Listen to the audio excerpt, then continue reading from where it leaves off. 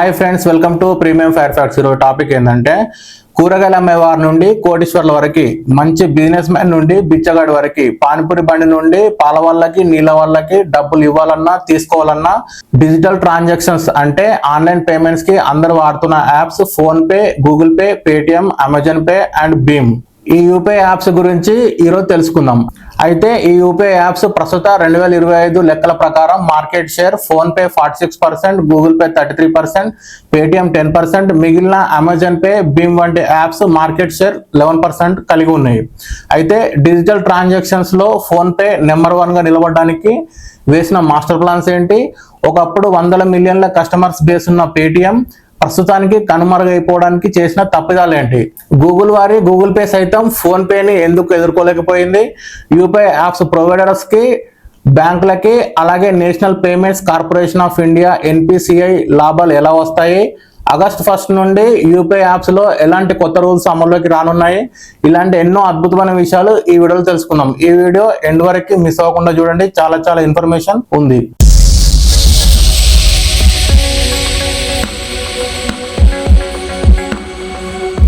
మనకు వచ్చే ఇన్కమ్ గానీ శాలరీ గానీ పూర్తిగా ఖర్చు అయ్యేది ఒక ఫోన్ పేలోనే. దాదాపుగా కాగితం నోట్ ని కలర్ చూసి చాలా మందికి చాలా అవుతుండొచ్చు. అయితే ఫోన్ పేని ప్రారంభించిన వారు సమీర్ నిగమ్, రాహుల్ చారి, బుర్జన్ ఇంజనీర్. వీళ్ళకి ఫోన్ పేని స్థాపించాలన్న ఐడియా ఎలా వచ్చిందో ఇప్పుడు తెలుసుకుందాం. సమీర్ నిగమ్ మొదటగా ఆయన షాప్జిల్లా అనే కంపెనీలో USA లో పనిచేశారు. తర్వాత మిమే 360 అనే స్టార్ట్అప్, ఇది మ్యూజిక్ స్ట్రీమింగ్ ప్లాట్ఫామ్. 2011లో మిమే 360 ని ఫ్లిప్కార్ట్ కొనుగోలు చేయగా సమీర్ నిగమ్ ఫ్లిప్కార్ట్ లో VP ఇంజనీర్ గా జాయిన్ అయ్యారు. రాహుల్ చారి మొదటగా ఆండియానో సిస్టమ్స్ అనే అమెరికన్ కంపెనీలో ఇంజనీరింగ్ లీడ్ గా పనిచేశారు. తర్వాత మిమే 360 లో సమీర్ నిగమ్ తో కలిసి పనిచేశారు. తర్వాత ఫ్లిప్కార్ట్ లో ఆర్కిటెక్చర్ టీమ్ లీడ్ గా పనిచేశారు. తర్వాత ఫోన్ పేని సమీర్ తో కలిసి స్థాపించారు. బుర్జన్ ఇంజనీర్ ముందుగా ఫ్లిప్కార్ట్ లో సీనియర్ టెక్ లీడ్ గా పనిచేశారు. ఫోన్ పే ప్రారంభ సమయంలో కీలకమైన సాంకేతిక నిర్మాణం బుర్జన్ ఆధ్వర్యంలో జరిగింది. అయితే ఒకసారి ఫ్లిప్కార్ట్ లో ఆఫర్స్ పెడితే ఆర్డర్స్ చాలా వచ్చాయి, కానీ పేమెంట్ చేసే విధానం సులభంగా లేకపోవడంతో చాలా ఆర్డర్స్ రిజెక్ట్ అయినాయి. దాని తర్వాత ఇండియాలో డిజిటల్ పేమెంట్ వ్యవస్థ సులభంగా భద్రంగా అందుబాటులోకి తేవాలన్న ఆలోచనతో బెంగళూరు ప్రధాన కేంద్రంగా అందరికీ అర్థమయ్యే విధంగా ఈజీ పేమెంట్స్ ఇంటర్ఫేస్ లక్ష్యంగా చేసుకొని ఫోన్ పేని 2015లో స్థాపించారు. అతి తక్కువ కాలంలో ఇంత మార్కెట్ షేర్ ని పొందడానికి వీళ్ళు చేసిన బిజినెస్ స్ట్రాటజీస్ ఏంటో ఇప్పుడు తెలుసుకుందాం. మనం మనీని ఆన్లైన్ ట్రాన్స్ఫర్ చేస్తున్నామంటే దానికి కారణం యూపీఐ అంటే యూనిఫైడ్ పేమెంట్ ఇంటర్ఫేస్. ఇది ఇండియాలో డిజిటల్ ట్రాన్సాక్షన్స్ కోసం రూపొందించిన ఒక ఆధునిక పేమెంట్ సిస్టమ్. దీన్ని NPCI అంటే national payment corporation of India అభివృద్ధి చేసింది. ఇది పూర్తిగా reserve bank of India RBI కంట్రోల్లో ఉంటుంది. యూపీఐ ద్వారా డబ్బుని వెంటనే ఒక బ్యాంక్ అకౌంట్ నుండి మరొక బ్యాంక్ అకౌంట్ కి OTP, IFSC కోడ్ లేకుండానే ఎక్కడి నుంచైనా ఎప్పుడైనా డబ్బులు పంపడం సులభంగా మారింది. QR కోడ్ స్కాన్ చేసే విధానం, అలాగే ఆన్లైన్ షాపింగ్, బిల్ పేమెంట్స్, రీఛార్జ్లు, mutual funds, insurance, investments, digital gold, international payments కూడా చేసుకోవచ్చు. అయితే ఈ మొబైల్ నెంబర్ ఆధారంగా ఇది పనిచేస్తుంది. ప్రతి యూజర్ కి ఒక UPI ID ఉండి దీని ద్వారా ట్రాన్సాక్షన్స్ జరుగుతాయి. 2025 జూన్ లెక్కల ప్రకారం ప్రతి నెల UPI ద్వారా 1400 కోట్లకు పైగా ట్రాన్సాక్షన్స్ జరుగుతున్నాయి. అందులో అత్యధికంగా ఫోన్ పే నుండే జరుగుతున్నాయి. ఈ విధంగా ఫోన్ పే వేగంగా విస్తరించడం గల కారణాలు ఇంటర్ఫేస్ చాలా యూజర్ ఫ్రెండ్లీ. తర్వాత ఫోన్ పేని ఏప్రిల్ 2016లో ఫ్లిప్కార్ట్ కంపెనీ కొనుగోలు చేసింది. ఫ్లిప్కార్ట్ డేటాబేస్ కస్టమర్స్ ద్వారా వేగంగా విస్తరించగలిగింది. 2016 ఏప్రిల్లో NPCI ద్వారా UPI లాంచ్ చేసింది. 2016 సెప్టెంబర్ 5న జియో ప్రారంభమైంది. దీని ద్వారా ఇంటర్నెట్ వాడకం చాలా పెరిగింది. 2016 నవంబర్ 8న 500 నోట్స్ 1000 నోట్స్ డిమానిటైజేషన్ మోడీ గారు అనౌన్స్ చేశారు. దీని తర్వాత ఆన్లైన్ పేమెంట్స్ కి అవసరం పెరిగింది. ఈ సదుపాయాలన్నీ ఫోన్ పేలో ఉండడం వల్ల కొన్ని లక్షల మొబైల్లో ఫోన్ పే యాప్లు download, UPI transactions, daily active users చాలా పెరిగారు. లక్షల కొద్ది వ్యాపారుల మార్కెట్ యూజర్స్ యాప్స్ ని ఉపయోగించడం మొదలుపెట్టారు. ఇక పేటిఎం విషయానికి వస్తే విజయశేఖర్ వర్మ అనే వ్యాపారవేత్త 2000 సంవత్సరంలో 197 కమ్యూనికేషన్స్ కంపెనీని స్థాపించి మొదట మొబైల్ రీఛార్జ్లు మరియు DTH రీఛార్జ్ ప్లాట్ఫామ్ గా ప్రారంభమైంది. క్రమంగా ఇది 2013లో బిల్ పేమెంట్స్ ఆప్షన్ ని యాడ్ చేస్తూ 2014లో వ్యాలెట్ సేవలు అందించి 197 కమ్యూనికేషన్స్ కంపెనీ ఆధారంగా 2010 ఆగస్టులో ప్రారంభించారు. ఆ టైంలో కొన్ని వందల మిలియన్లు కస్టమర్స్ బేస్ ని సంపాదించుకుంది.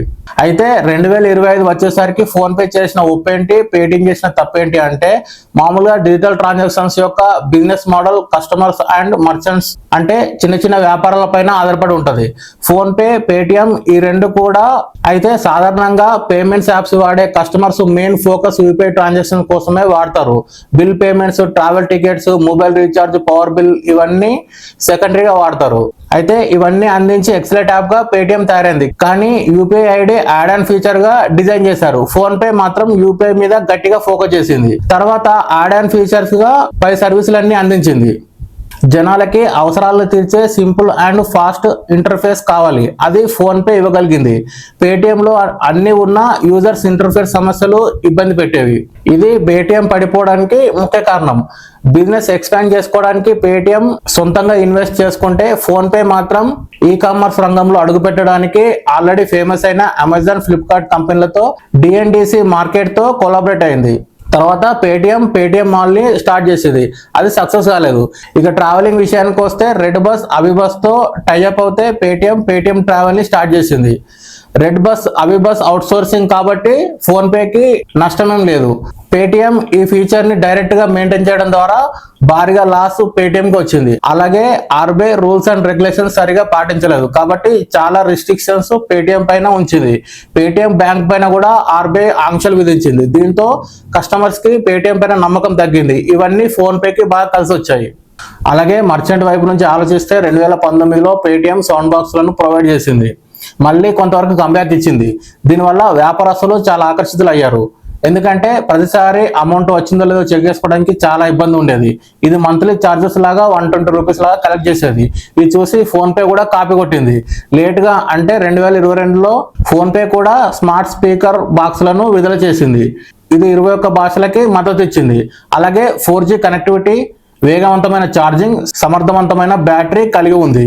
మర్చెంట్స్ కి లోన్ ఇవ్వడంలో కూడా బ్యాంకులు భయపడేవి. ఎందుకంటే చిన్న మధ్యతరగతి వ్యాపారస్తులు వారికి ఎంత బిజినెస్ అవుతుంది, ఏం జరుగుతుంది, ఎంత మొత్తంలో లోన్స్ ఇవ్వచ్చు అనే పూర్తి వివరాలు ఈ యాప్ దగ్గర ఉంటాయి. ఫోన్ పే, పేటిఎం వ్యాపారస్తులకి లోన్స్ ఇవ్వడంలో తిరిగి చెల్లించే విధానం డైరెక్ట్ గా యాప్ నుండి డిడక్ట్ అవుతుంది. దీనివల్ల మర్చెంట్స్ పైన భారం చాలా వరకు తగ్గేది. ఫోన్ పే బిజినెస్ పెరగడానికి, పేటిఎం బిజినెస్ తగ్గడానికి గల కారణాలు ఏంటంటే కంపెనీలు ఎప్పుడైనా గవర్నమెంట్ పాలసీస్, గవర్నమెంట్ డెసిషన్స్ ఎప్పటికప్పుడు అప్డేట్ అవ్వాలి. కస్టమర్స్ అవసరాలను తెలుసుకొని ఈకో ఫ్రెండ్లీగా ప్రోడక్ట్ లాంచ్ అవుతుండాలి. ఫోకస్ అండ్ కస్టమర్ లాయల్టీ చాలా ఇంపార్టెంట్. పేటిఎం అన్ని ఫీచర్స్ పైన పెట్టి దేని మీద ఫోకస్ చేయలేకపోయింది. ఎన్ని ఆఫర్స్ ఇచ్చినా, ఎన్ని క్యాష్ బ్యాక్లు ఇచ్చినా కస్టమర్స్ ని నిలుపుకోవడం చాలా అవసరం. కస్టమర్ ని మానిటైజ్ చేయడం, స్ట్రాంగ్ బిజినెస్ మోడల్ ని ఏర్పాటు చేయడం కూడా అంతే అవసరం. ఇక్కడ పేటిఎం కస్టమర్ అవసరం తెలుసుకొని సౌండ్ బాక్సులను అందించింది. ఇలా అవసరానికి తగ్గట్టుగా బిజినెస్ స్టార్ట్ చేసి కస్టమర్స్ కు దేని మీద విల్లింగ్ ఉన్నారు, ఎప్పటికప్పుడు మార్కెటింగ్ ఇంటెలిజెన్స్ తో అడుగులు వేయాలి. గూగుల్ పే ఎందుకంత ఫేమస్ అవ్వలేకపోయిందంటే ఇది ఒకప్పుడు చాలా వేగంగా పాపులర్ అయింది. మొదట్లో గూగుల్ పే బాగా క్యాష్ బ్యాక్లు ఇచ్చింది, తర్వాత తగ్గిపోయింది, ఇంకోసారి పూర్తిగా ఆపేసింది. ఫోన్ పే, పేటిఎం లాగా ఫుల్ ఈకో సిస్టమ్ ని ఇవ్వలేదు. మర్చెంట్స్ కోసం ఎలాంటి ఆఫర్లు ప్రొవైడ్ చేయలేదు. గూగుల్ పే మాత్రం ఎక్కువగా జనరిక్ యాప్ లాగా కొనసాగింది తప్ప అగ్రెసివ్ మార్కెటింగ్ లేకపోవడం. గవర్నమెంట్ రెగ్యులేషన్ ప్రెజర్, ఎన్పిసిఐ 2021లో థర్డ్ పార్టీ యూపీఐ యాప్స్ కి 30% మార్కెట్ షేర్ క్యాప్ పెట్టింది. గూగుల్ పే ఆల్రెడీ పెద్ద షేర్ ఉండడంతో గ్రోత్ స్లో అయింది. గూగుల్ కి కస్టమర్ డేటా చాలా అవసరం. కస్టమర్స్ ని వేటిపైన ఇంట్రెస్ట్ ఉన్నారు, దేనికి పేమెంట్ చేస్తున్నారు, వారి లొకేషన్ ఏంటి అనే వివరాలు అవసరం. ఆ డీటెయిల్స్ తో మిగతా సర్వీసులను ఇంప్రూవ్ చేసుకునే వాళ్ళు. ఎలానంటే కస్టమర్స్ ఎక్కువగా రెస్టారెంట్ లో పేమెంట్ చేస్తున్నారు అంటే దగ్గర ఉన్న రెస్టారెంట్ ని యాడ్ గా చూపించడం. అందుకే జీపే యాక్టివ్ చేసుకునే టైంలో లొకేషన్ యాక్సెస్ అడిగేది. దీని ద్వారా యాప్ కూడా చాలా సార్లు స్లో అయ్యేది. జనాలకి ఫాస్ట్ అండ్ ఈజీ కావాలి కాబట్టి గూగుల్ పే అంత ఫేమస్ అవ్వలేదు. అమెజాన్ పే అనేది ముందుగా యుఎస్ లో స్టార్ట్ అయ్యి ఇతర దేశాల్లోకి తర్వాత వచ్చింది. ఇది అమెజాన్ అనే కంపెనీకి చెందిన డిజిటల్ పేమెంట్ సర్వీస్. 2017లో ఇండియాలో ప్రారంభమైంది. 2018లో అమెజాన్ పే యూపీఐ స్టార్ట్ అయింది. 2019లో Swiggy, BookMyShow, redBus లాంటి ప్లాట్ఫామ్స్ అమెజాన్ పే ద్వారా పేమెంట్ చేసే అవకాశం. 2020లో కోవిడ్ టైంలో డిజిటల్ పేమెంట్స్ ఎక్కువ కావడంతో అమెజాన్ పే వాడడం పెరిగింది. 2020 కోవిడ్ టైంలో డిజిటల్ పేమెంట్స్ ఎక్కువ వాడడంతో అమెజాన్ పే వాడకం పెరిగింది.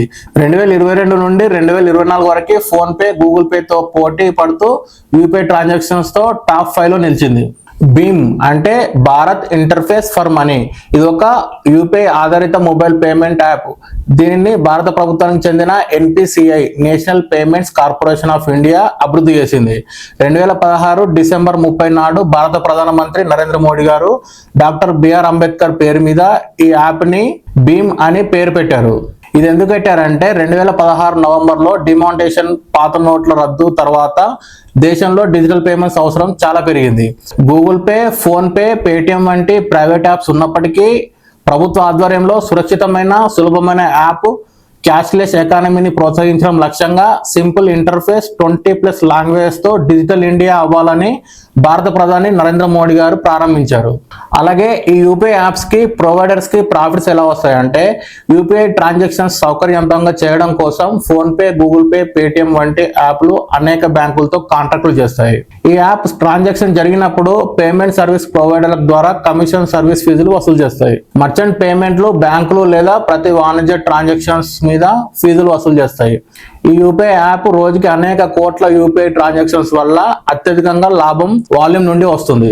ఈ యూపీఐ యాప్లు యూజర్లకి డిజిటల్ పేమెంట్ సౌకర్యం ఇవ్వడమే కాకుండా స్పాన్సర్డ్ లేదా promotional ads, brand promotions, sponsored contents ద్వారా కూడా డబ్బులు సంపాదిస్తున్నాయి. డేటా అనలిటిక్స్ ద్వారా పెద్ద మొత్తంలో లావాదేవీలు జరగడం వల్ల ఈ డేటాను ఆధారంగా వ్యాపారులు మరింత మార్కెటింగ్ మార్గాలను అవగతం చేయడంలో ఉపయోగిస్తున్నారు. క్రాస్ సెల్ ప్రొడక్ట్స్ అంటే insurance, mutual funds, digital gold, life style products marketing చేసి అదనపు ఆదాయం సంపాదిస్తారు. ట్యాక్స్ సర్వీసెస్, లోన్స్ వంటివి యూజర్లకు ఆఫర్ చేసి వాటి ద్వారా కమిషన్ పొందుతారు. యూపీఐ ట్రాన్సాక్షన్స్ పైన నేరుగా ఛార్జీలు ఉండవు, కానీ ఆ యాప్లు ఇతర మార్గాల ద్వారా సంపాదిస్తాయి. మీరు Flipkart, Zomato, Swiggy, Amazon, petrol bunks వంటి చోట్ల ఈ యూపీఐ యాప్స్ ద్వారా చెల్లిస్తే 0.5% నుంచి 1% కమిషన్ తీసుకుంటాయి. ఇది వ్యాపార సంస్థలపై మాత్రమే, వినియోగదారులపై కాదు. ఫోన్ పే బిజినెస్ వంటి యాప్ ద్వారా చిన్న వ్యాపారులకి dashboard reports, link based payments లాంటి సేవలు అందిస్తాయి. ఇందులో పెయిడ్ ఫీచర్స్ ఉంటాయి. దీని ద్వారా కూడా లాభం వస్తుంది. బ్యాంకులకు లాభం ఎలా ఉంటుందంటే బ్యాంకులు కూడా యూపీఐ లావాదేవీలు నిర్వహిస్తూ పెద్ద ఎత్తున ట్రాన్సాక్షన్స్ డేటాని పొందుతాయి. దానిపై ఆధారంగా యూజర్లకు loans, credit cards, FD, insurance లాంటి ఆఫర్లు ఇచ్చి ఆదాయం సంపాదిస్తాయి. ఎన్పిసిఐకి లాభం ఏంటంటే నేరుగా లాభం ముఖ్యంగా టెక్నికల్ ఫీజులు, సర్వీస్ ఛార్జీల రూపంలో వస్తుంది. బ్యాంకులు యాప్స్ పేమెంట్ ప్రొవైడర్ నుంచి వారి సర్వీస్ ఉపయోగించుకోవడానికి ఫీజులు వసూలు చేస్తుంది. యాప్స్ ఎక్కువగా ఏపీఐ కాల్స్ చేస్తే పెద్ద మొత్తంలో ఫీజు చెల్లించవలసి వస్తుంది. ఒక యాప్ యొక్క సర్వర్ లేదా డేటా తీసుకోవడం లేదా పంపడం కోసం ఉన్న విధానం. ఆ డేటా కోసం రిక్వెస్ట్ పంపే చర్యను ఏపీఐ కాల్ అని అంటారు. 2025 ఆన్వర్డ్స్ యూపీఐలో కొత్తగా వచ్చే లాభదాయక మార్గాలు ఏంటంటే UPI credit line. Reserve bank ప్రారంభించిన ఈ కొత్త ఫీచర్ బ్యాంకులు యూపీఐ ద్వారా క్రెడిట్ కార్డులు ఇవ్వగలుగుతాయి. దీని ద్వారా వార్షిక ఆదాయం వస్తుంది. యూపీఐ ఇంటర్నేషనల్ పేమెంట్స్, విదేశాల్లో కూడా పేమెంట్స్ చేయగలిగేలా మారుతుంది. ఫోరెక్స్ మార్జిన్ ద్వారా కూడా లాభం. ఫోరెక్స్ మార్జిన్ అంటే విదేశీ కరెన్సీ ట్రేడింగ్ వల్ల కూడా అధికంగా లాభాలు వస్తాయి.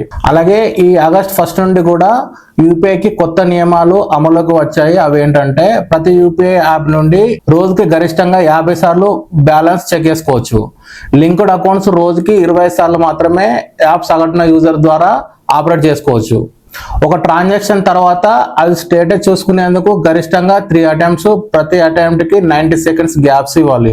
Autopay mandates 10 AM to 1 PM, 5 PM to 9:30 PM మధ్య మాత్రమే బిజినెస్ పీక్ అవర్స్ లో పనిచేయవు. మరి ట్రాన్సాక్షన్స్ జరిగే టైం ఏంటంటే 10 AM కి ముందు, 1 to 5 PM అండ్ 9:30 PM తర్వాత మాత్రమే నిర్వహించబడతాయి. ఒక యూపీఐ ఐడికి సంబంధించిన ఫోన్ పే నెంబర్ కూడా 1 సంవత్సరం పాటు వినియోగంలో లేకపోతే డియాక్టివేట్ చేయబడుతుంది.